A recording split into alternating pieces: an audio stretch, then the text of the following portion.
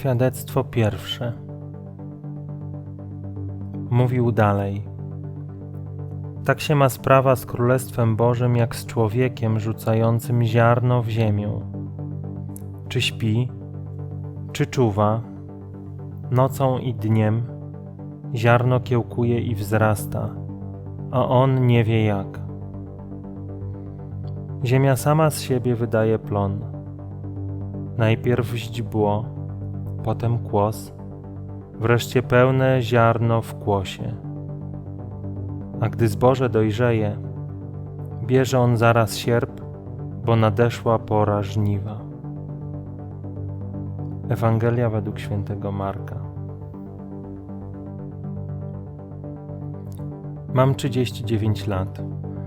Przez większość swojego życia byłem ateistą, z wyjątkiem krótkiego okresu, od momentu, gdy rozpoczęła się religia we wczesnej szkole podstawowej, do może 4-5 klasy.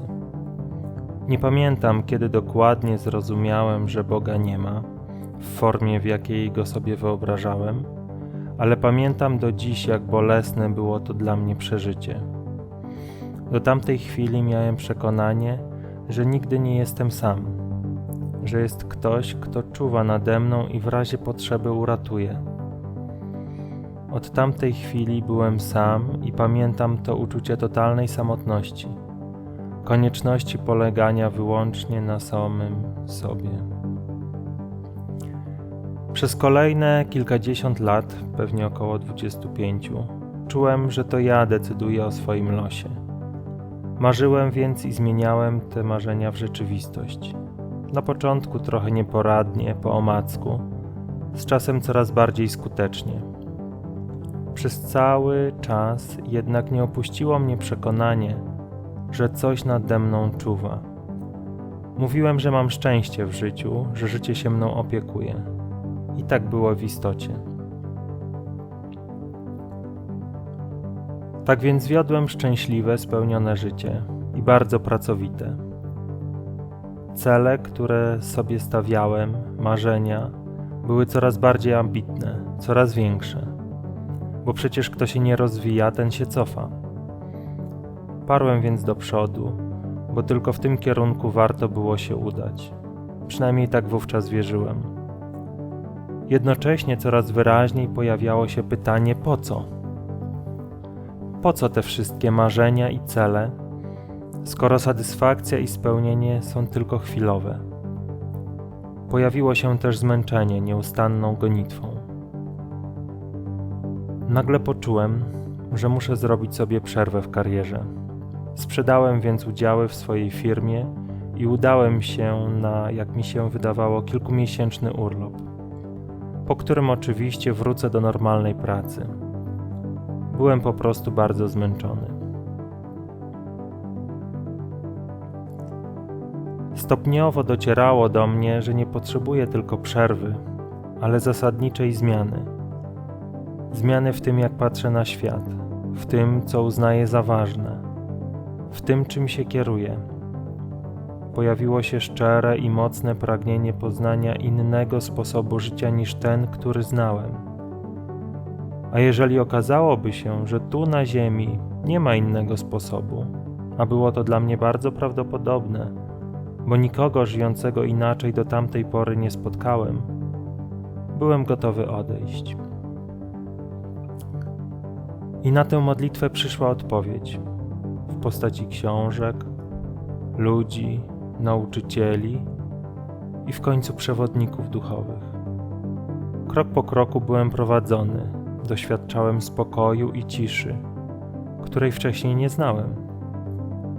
I wiedziałem, że to jest właśnie to, czego szukam, czego właściwie szukałem całe życie. Pamiętam, jak przez wiele nocy toczyłem wewnętrzne walki o to, czego naprawdę chcę. Czy tego spokoju i wolności, radości, która przekraczała to wszystko, co do tamtej pory znałem, ale która wymagała całkowitego poddania i porzucenia siebie? Czy może znanego świata ze wszystkimi wzlotami i upadkami, ale też z poczuciem ograniczonej, ale jednak jakiejś kontroli? Pamiętam tamten strach przed nieznanym. Pamiętam te okropne wizje, jakie podsyłał mi rozum. Co może się stać, gdy ostatecznie poddam swoją wolę? Kuszenie. Wiedziałem, że tej walki nie wygram sam. Prosiłem więc o pomoc, abym mógł widzieć w prawdzie to, między czym wybieram. I pomoc przychodziła. I przychodziło zaufanie. I jasność widzenia, jakie naprawdę mam opcje. Aż w końcu wiedziałem, że chcę tylko jednego i nic nie jest w stanie zmienić mojego pragnienia. Nic nie jest w stanie mnie powstrzymać. Niedługo potem moje pragnienie zostało ugaszone. Czułem, jak w jednej chwili całe moje stare życie odchodzi, a ja staję się lekki jak nowonarodzone dziecko. Przyszedł spokój i poznanie. Wszystkie pytania i wątpliwości przeminęły.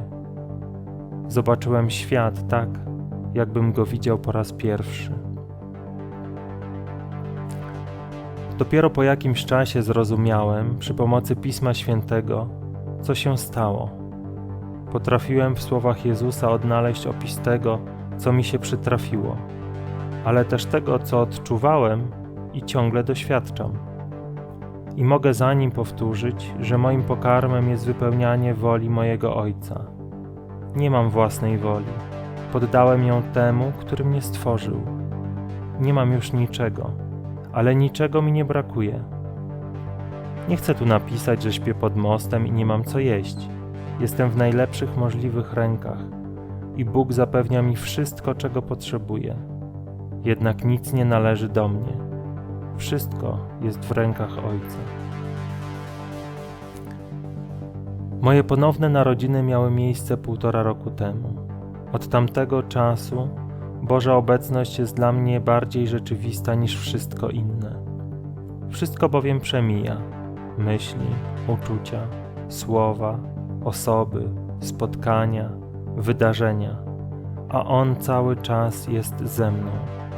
A raczej mogę powtórzyć za świętym Pawłem: żyję już nie ja, ale żyje we mnie Chrystus. I nic w tym świecie nie może się z tym równać.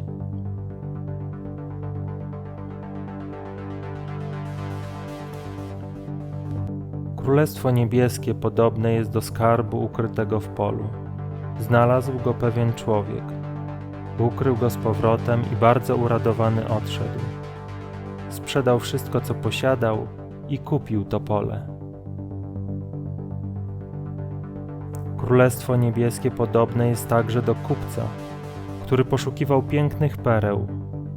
Gdy znalazł jedną niezwykle cenną, sprzedał wszystko, co posiadał i kupił ją. Ewangelia według świętego Mateusza.